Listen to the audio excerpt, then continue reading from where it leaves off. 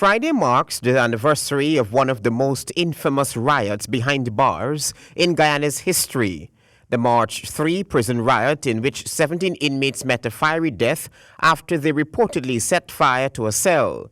Director of Prisons Gladwin Samuels, speaking exclusively to Nightly News, said that the prison has not been the same since. I can say that since then the prison has not been the same, and it is an experience that we would live with for a very long time.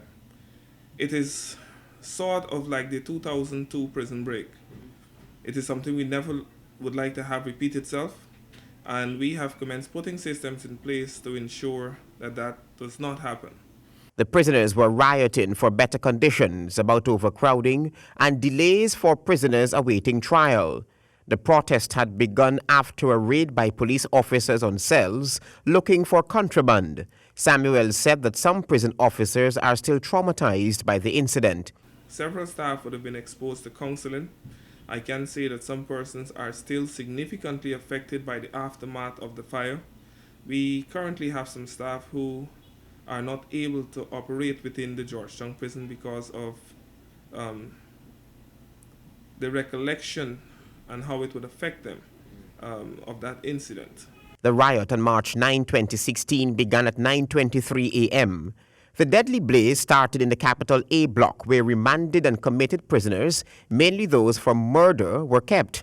Some 9 fires were set mainly to mattresses by the prisoners who made many demands, including the return of 19 cell phones and narcotics which had been seized from them. But prison authorities are making sure that such catastrophe does not recur. I think the Commission of Inquiry would have established that the action of the prisoners, of some of the prisoners on the day, is what contributed to the death of the 17 inmates. I guess coming out of that experience, the other inmates would have understand the danger of playing with fire. We have systems in place as it relates to how to deal with such circumstances. But again, the evidence that was led at the Commission of Inquiry would have established that steps taken by the inmates would have prevented us from offering them the necessary assistance. A Commission of Inquiry had been established to investigate the deadly fire. A number of recommendations were made. Some of them so far have been implemented.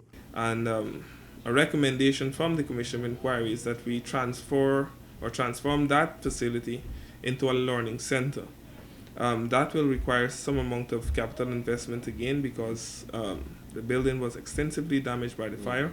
So hopefully early in 2018, once our budgetary proposal are approved, we should be able to commence the rehabilitation work on that building.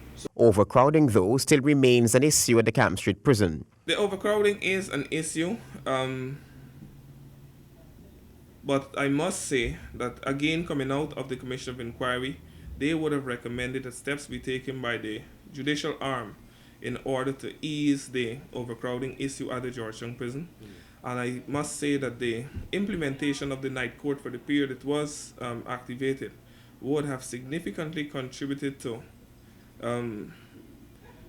moving some prisoners, especially those persons who were remanded for capital offenses, to either having them released from prison because of the outcome of the preliminary inquiry, or some of those persons are now committed to stand trial in the High Court. Jermaine Otto called Fungus, Rayon Paddy, Sherwin Trotman called Bad Boy, Anthony Primo called Cruel, Shaka Mackenzie, Kirk Clark, Lachman Pertap, Chitram Dharamdat, Aaron Eastman, Andrew Philander, Randolph Marks, Rohan Tikaram, Hilary Amos, Ashraf Ali, Delroy Williams, Clifton Joseph, and Richard Hubbard perished in that March 3 fire.